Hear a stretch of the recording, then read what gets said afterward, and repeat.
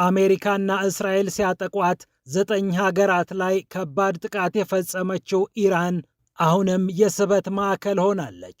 አቡዳቢ፣ ዱባይና ዶሃ በእሳት እየነደዱ ይገኛሉ።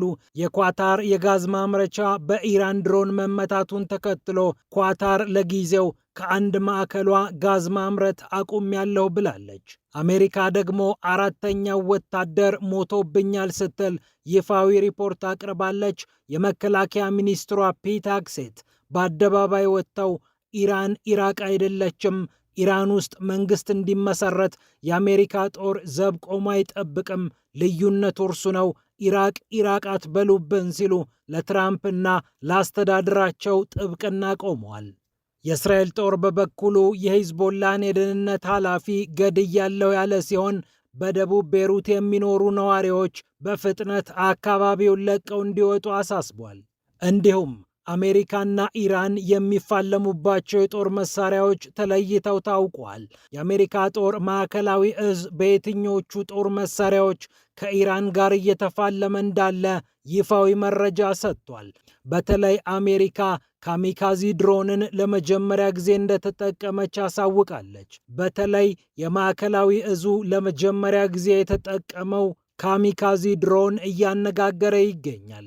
አሜሪካ ማምናለች ኢራኖች የሰሩትን አይነት ድሮን በኢራን ላይ ልከን እየመታናት ነው ብላ አሜሪካ ይፋዊ መግለጫ ሰጥታለች። ኢራንም ከአሜሪካ ጋር የምትፋለምባቸውን መሳሪያዎች በተመለከተ ጠለቅ ያለ ዘገባ ተነቧል። በአጭር ርቀት፣ በመካከለኛ፣ በድሮን፣ በክሩዝ ሚሳኤል ለይታ ኢራን ከአሜሪካና እስራኤል ጋር እየተፋለመች ትገኛለች። በአሁኑ ሰዓት የትኞቹ የጦር መሳሪያዎች አገልግሎት ላይ ውለዋል? ሁሉም ነገር ታውቋል። ፒያሳ ኔትወርክን ስትከታተሉ ሁሉንም በጥልቀት ታገኛላችሁ። ፒያሳ ኔትወርክን ሰብስክራይብ፣ ላይክ እና ሼር በማድረግ የፈጣን የተአማኒና የጥልቅ ዘገባዎች ቤተሰቡን ስንል በአክብሮት ጋብዘናል። አሁን ወደ ጉዳዮቻችን አለፍን።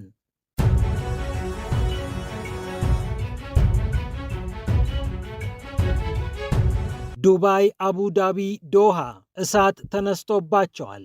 በአሜሪካና እስራኤል ስትጠቃ 9 በሚሆኑ የአካባቢው ሀገራት ላይ ከባድ ጥቃት የፈጸመችው ኢራንም ከተለያዩ አቅጣጫዎች ውግዘትን እያስተናገደች ትገኛለች።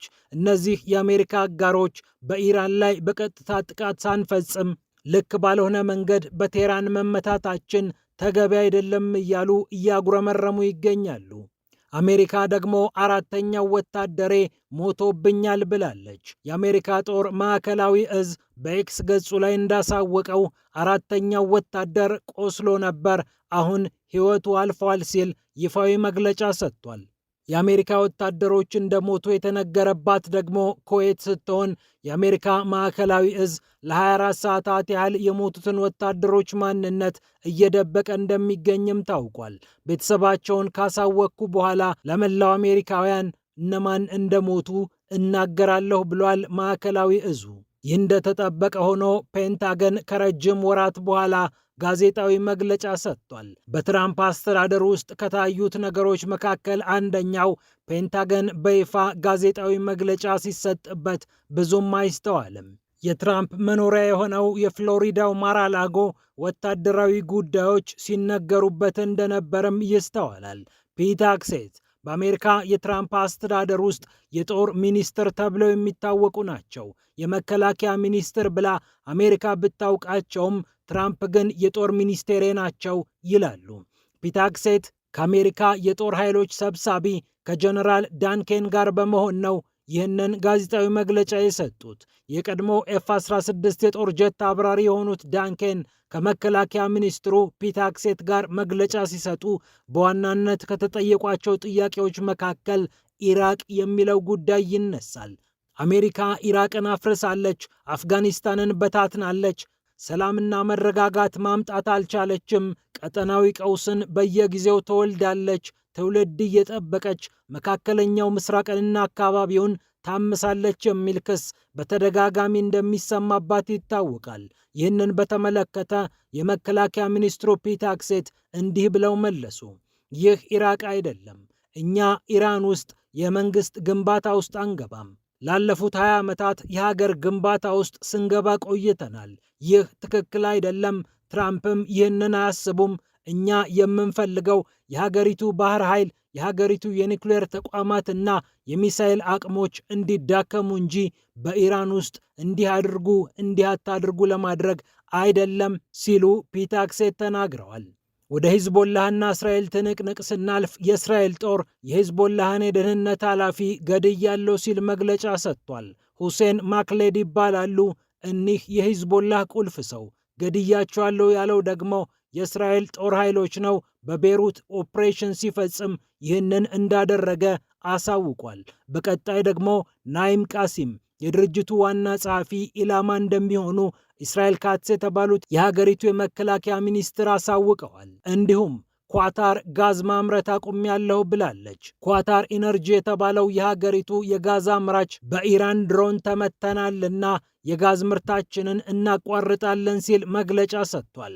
ራስ ላፋን በተባለው አካባቢ ነው የኢራን ድሮን ተምዘግዝጎ መጥቶ በኳታር ላይ ባደረሰው ጥቃት የጋዝ ምርቱን ያስተጓጉለው። በዚህም መሰረት ለጊዜው ጋብ አድርጌዋለሁ ብላለች። ይህች የባህረ ሰላጤ ሀገር የዓለማችን ቁልፍ የጋዝ አምራች የሆነችው ኳታር የጋዝ ምርቷን ማቆሟን ተከትሎ በአካባቢው ካለው እሳት ጋር ተደማምሮ የጋዝ ዋጋ በከፍተኛ መጠን እንዳደገና በአንድ አጋጣሚ እስከ 40 በመቶ ዋጋው ከፍ እንዳለ ቢቢሲን ጨምሮ የተለያዩ መገናኛ ብዙሃን ዘግበዋል።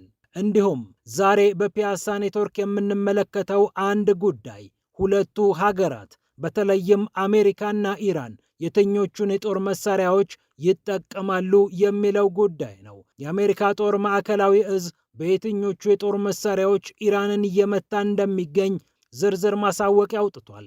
አሜሪካ ኦፕሬሽን ኤፒክ ፉሪ ብላ በሰየመችው በዚህ ዘመቻ የተለያዩ የጦር ጀቶችን፣ የጦር መርከቦችን እና ሌሎችንም ወሳኝ መሳሪያዎች እየተጠቀመች ትገኛለች።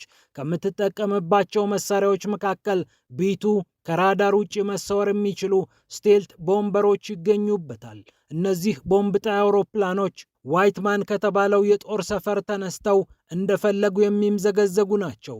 ከሚዙሪ ተነስተው ኢራን ደርሰው ወታደራዊ ጥቃት ፈጽመው ሲመለሱ አይደክማቸውም። የ34 ሰዓታት ጉዞ በማድረጋቸው የሚታወክባቸው ነገር የለም። እስከ 900 ኪሎ ግራም ክብደት ያላቸውን ቦምቦች በአሁኑ ሰዓት በኢራን ላይ በማውረድ ይገኛሉ። 7 የሚሆኑትን ቢቱ የጦር አውሮፕላኖች ከዚህ ቀደም በኢራን ላይ ተጠቅማ የነበረችው ዋሽንግተን አሁንም ቢቱን አስነስታ ኢራንን እየደበደበች ትገኛለች። በዚህ ጦርነት አሜሪካ በተለይም በማዕከላዊ እዟ ለመጀመሪያ ጊዜ ተጠቀመችበት የተባለው ደግሞ ሉካስ ካሚካዚ ድሮን ነው። ይህ የአንድ ዙር ድሮን እንደ ሌሎቹ የአሜሪካ ድሮኖች ጥቃት ፈጽሞ አይመለስም። እዛው አጥፍቶ ይጠፋታል። ሉካስ የአንድ ዙር ድሮን የኢራኑን ሻሂድ ድሮን መሰረት አድርጎ እንደተሰራ በርካቶች ሲናገሩ ነበር። ማዕከላዊ እዙም ልክ እንደነርሱ ሻሂድ ድሮን ሁሉ ይህም በልዩ ጥንቃቄ የተመረተ ነው በማለት የኢራን ድሮን ምን ያህል ዝነኛ እንደሆነ አመላካች መግለጫ ሰጥቷል። በአነስተኛ ገንዘብ ትልልቅ ኢላማዎችን መምታት እንደሚችል በማህበራዊ ገጹ ጭምር ያወጣው መረጃ እንደሚጠቁመው ግዙፍ የጦር መርከቦች በዚህ ኦፕሬሽን ትልቅ ሚና እየተጫወቱ ነው። አብርሃም ሊንከን እና ጌራልድ ፎርድ የተሰኙት ግዙፍ መርከቦች ብቻ ሳይሆኑ ሌሎችም መቺ ወይም ዲስትሮየር የሚባሉት የጦር መርከቦች አገልግሎት ላይ ናቸው። አርሊግ በመባል የሚታወቀው የአሜሪካ የጦር መርከብ ቶማሃውክ ሚሳኤሎቹን እያምዘገዘገ እንደሆነም ታውቋል። ከ96 በላይ ቶማሃውክ ሚሳኤሎችን መርከቡ እንደሚሸከምም ታውቋል። ፓትሪዮትና ታድ የተሰኙት የሚሳኤልና የአየር መከላከያ ስርዓቶችም በተጠንቀቅ ቆመው ወደ ኢራን እየተኮሱ ከኢራን የሚመጡትንም እያከሸፉ ነው ብለዋል የአሜሪካ ጦር። ምን ያህሎቹ እንደተሰማሩ ግን አልታወቀም። በዩክሬንም በእስራኤልም በብዛት ጥቅም ላይ ውለው አሜሪካ የሚሳኤል እጥረት ገጥሟታል በሚባልበት ሰዓት ምናልባትም ለሳምንታት ይቀጥላል የተባለው ጦርነት ምን ያህል አሜሪካን እንደሚያዛልቅ ከወዲሁ መገመት አልተቻለም። አሜሪካ የጦር ጀቶችንም ማሰማርታለች። ኤፍ-15፣ ኤፍ-16፣ ኤፍ-22፣ ኤፍ-35፣ ኤፍ-18 የተባሉት የጦር ጀቶች ከተመረቱትና በስራ ላይ ከዋሉት የጦር ጀቶች መካከል ይጠቀሳሉ። ኤቴን የተባለው የጦር አውሮፕላንም እንዲሁ ስሙ ተነስቷል። እንዲሁም በቦይንግ 707 አውሮፕላን ላይ መሰረት አድርጎ የተሰራውና እንደ ራዳር የሚያገለግለው ግዙፍ የጦር አውሮፕላንም በስራ ላይ ነው። 250 ማይል ርቀት ላይ የሚገኙ የጦር መርከቦችን፣ ጀቶችን፣ ሚሳይሎችንና ድሮኖችን አነፍንፈው ማየት ይችላል የተባለው ይህ አውሮፕላን ለአሜሪካ ጦርና ለአሜሪካ የተለያዩ ጦር ክፍሎች መረጃ በማቀበል ይታወቃል። ፒኤት እንዲሁም RC-135 የተባሉ የኤሌክትሮኒክና የቅኝት አውሮፕላኖችም ለአሜሪካ ከፍተኛ ጥቅም እየሰጡ ይገኛሉ። አሜሪካ MQ-9 ሪፐር ድሮኖችንም አሰማርታለች። ለዩክሬን የሰጠችውን M142 ሂማርስ የሮኬት ስርዓትም እየተጠቀመችበት ይገኛል። M142 ተንቀሳቃሽ የሆነ እስከ 300 ማይል ርቀት መሸፈን የሚችል የሮኬት ስርዓት ነው። አሜሪካ KC-135፣ KC-46 የተሰኙ ነዳጅ ቀጂ አውሮፕላኖችንም እየተጠቀመች ነው። ለካርጎ አቅርቦት ደግሞ C-17 ግሎብ ማስተር እና C-130 ሄርኩለስ ጥቅም ላይ ውለዋል። በኢራን በኩልም የተለያዩ የጦር መሳሪያዎች አገልግሎት ላይ ናቸው። ረጅም ርቀት መሸፈን የሚችሉ እስከ 2500 ኪሎ ሜትር መወንጨፍ የሚችሉ የኢራን ድሮንና ሚሳኤሎች ከአሜሪካና እስራኤል ጋር ፊት ለፊት እየተዋጉ ይገኛሉ። በአጭር ርቀት ክልል ውስጥ የሚገኙት የኢራን ሚሳኤሎች ከ150 እስከ 800 ኪሎ ሜትር ድረስ መጓዝ የሚችሉ ናቸው ይላል የአልጀዚራ ዘገባ። ዞልፋጋር፣ ቂያም፣ ሸባብ የተሰኙት እነዚህ ሚሳኤሎች በዚህ ምድብ ውስጥ ይቀመጣሉ። እነዚህ ሚሳኤሎች በኢራቅ የሚገኘውን የአሜሪካ የጦር ቤዝ ኤን አልአሳድ ይሉታል በመምታት ይታወቃሉ። የኢራኑ ጀነራል ቃሲም ሱሊማኒ ሲገደል ኢራን ለበቀላ እነዚህን መሳሪያዎች አስነስታቸው እንደነበር የሚታወስ ነው። በመካከለኛ ምድብ ላይ የሚገኙት ደግሞ ከ1500 እስከ 2000 ኪሎ ሜትር ርቀት መጓዝ የሚችሉት ባሊስቲክ ሚሳኤሎች ናቸው። ኤማድ፣ ሸባብ 3፣ ጋድር እና ካሮምሻር የተባሉት ሚሳኤሎች በዚህ ምድብ ውስጥ ይቀመጣሉ። ኢራን ክሩዝ ሚሳኤሎችንና ድሮኖችን ዝቅ አድርጋ በማብረርም የአሜሪካ የአየር መከላከያ ስርዓትን ለማለፍ እልህ አስጨራሽ ትግል እያደረገች ትገኛለች። ረጅም ርቀት መጓዝ ከሚችሉት ሚሳኤሎች መካከል ቁድስ፣ የአሊ፣ ሶማር፣ ሆፍዚየህ፣ ፓቬህ እና ራድ የተባሉት ሚሳኤሎች የሚገኙ ሲሆን እስከ 2500 ኪሎ ሜትር ርቀት መጓዝ የሚችሉ ናቸው። እነዚህ በዋናነት ለመርከብ የተሰሩ ጸረ መርከብ ሚሳኤሎች ናቸው። ኢራን በተለያዩ መሬቶች ውስጥ የቀበረቻቸው ሚሳኤሎችም ከአሜሪካ ጋር ለረጅም ጊዜ እንደሚያፋልሟት ይጠበቃል። በሆርሙዝ ሰርጥም እነዚህን ሚሳኤሎች በመጠቀም አካባቢው እንዲታወክና የኢራን የመደራደሪያ አቅም ከፍ እንዲል ቴህራን እያሰበች እንደምትገኝ አልጀዚራ ዘግቧል። እንደ CNN ዘገባ ደግሞ አሜሪካ ልዩ የድሮን ክፍሎችን ወደ መካከለኛው ምስራቅ አሰማርታ ኢራንን ለማጥቃት እየተንቀሳቀሰች ነው። ፒያሳ ኔትወርክን ስትከታተሉ ስለቆያችሁ ክብረት ይስጥልን ብለናል።